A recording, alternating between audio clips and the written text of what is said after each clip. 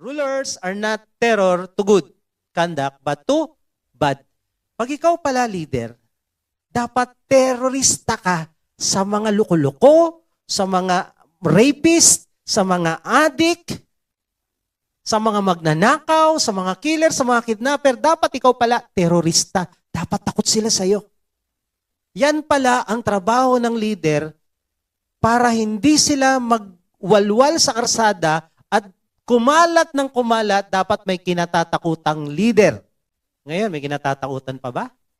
Sabi ko, kasi nung pinapanood ko yung Hiding Place, na kwento ni Hitler at ng mga Christian nung panahon niya, at saka yung Return to Hiding Place, kinokot ng mga Nazis, kinokot ng mga Gestapo sa mga Christian kay Corrie ten Boom. Di ba sabi ng book nyo, magpasakop kayo sa gobyerno? Yes, kung tama ang ginagawa ng gobyerno. At anong tamang gagawin ng gobyerno? Lahat ng kriminal, lahat ng adik, lahat ng magnanakaw, lahat ng korap, ipakulong.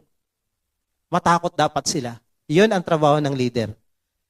Pero kung baliktad, yung matuwid ang natatakot, yung mga walang hiya ang naglilipana, yung mga adik nagkakalat, yung mga kriminal nandiyan dyan, mali. Ang tinakda ng Bible, dapat yung masama natatakot sa otoridad. Iyon ang tama. Sabi dito, they are terror to the bad people.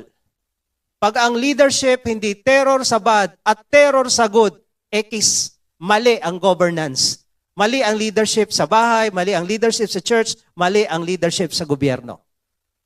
Pag ang naghahari kasamaan, mali ang leadership. Ang kasamaan dapat natatakot sa otoridad.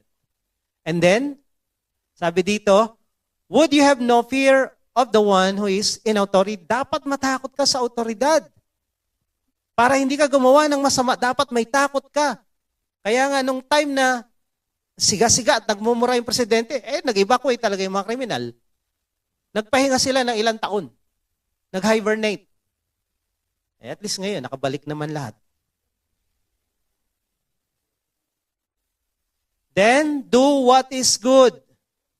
Kung takot ka sa otoridad, gawin mo yung tama. Titino ang mamamayan pag may kinatatakutan.